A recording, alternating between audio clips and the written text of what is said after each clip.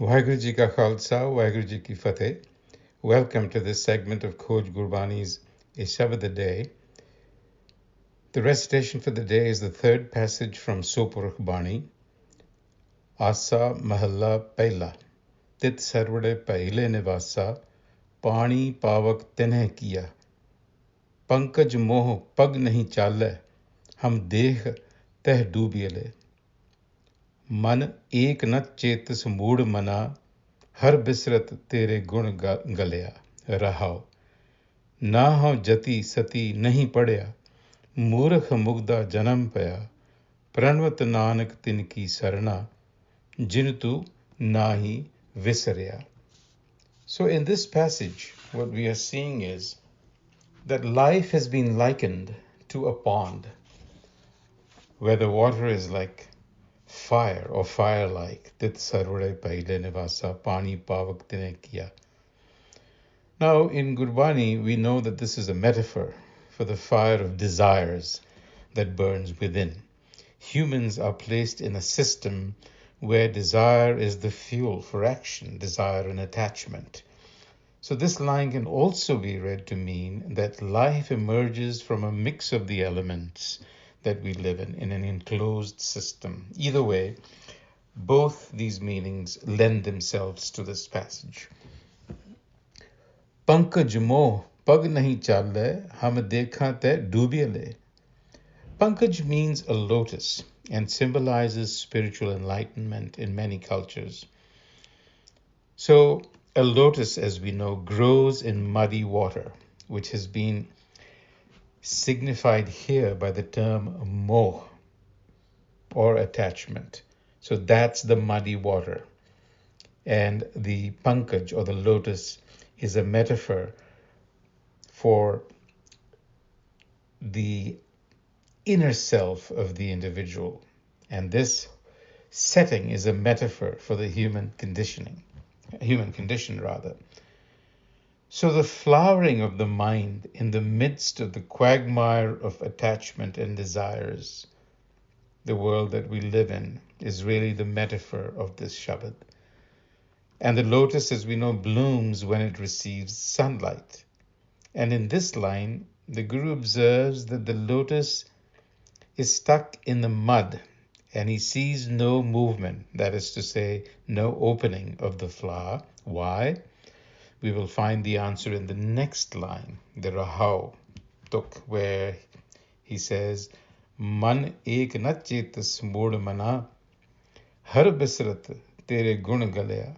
Because the sunlight of Guru wisdom has not reached the mind remains in spiritual darkness, meaning that it is caught in the rat race of desire and attachment, Taturbazi in Gurbani parlance. The sunlight of Guru wisdom eludes us because we have in some ways forgotten the code to access our inner self, our Hari, so to speak. And then the passage goes on, Na ho jati sati nahi padya, murkh mugdh janam bhaya.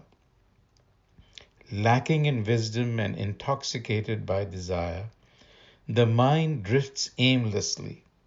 Here the Guru begins to instruct the mind on how to change. The prevalent religious orthodoxies are listed, jap, tap, padna, and the assertion is made that none of these have been practiced by the author of these lines, that is, by Guru Nanak himself. So what has his practice been?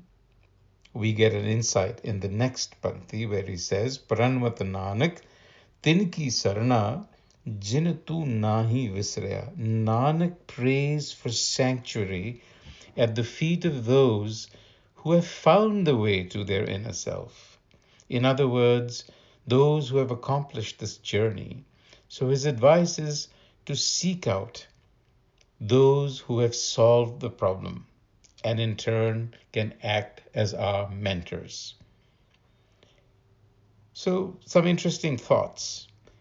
The Guru is holding out possibilities and the potential of human life that remains unrealized, stuck in the mud, so to speak, because we lack the knowledge and the wisdom to nourish our growth.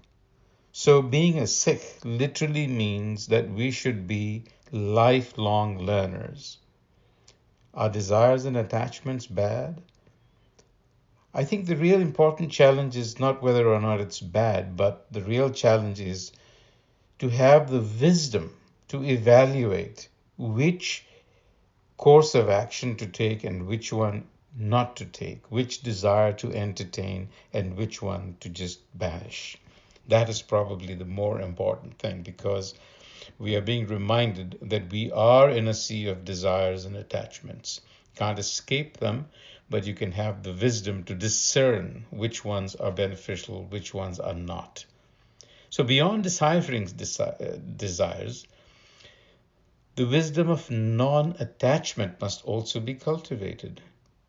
Non-attachment is just as important. When we personalize or identify with an attachment or a desire, we are in fact investing ourselves, we are putting a stake in the outcome of that particular desire or attachment, and which we have learned in the previous stanza that we did, that not everything is under our control. It is all running under the writ of Hukam. So therefore, the advice is, in whatever we do it without attachment as to the outcomes, because those don't really rest within our control. We leave you with this thought. Until the next time, Waheguru Ji Ka Khalsa, Waheguru Ji Ki Fateh.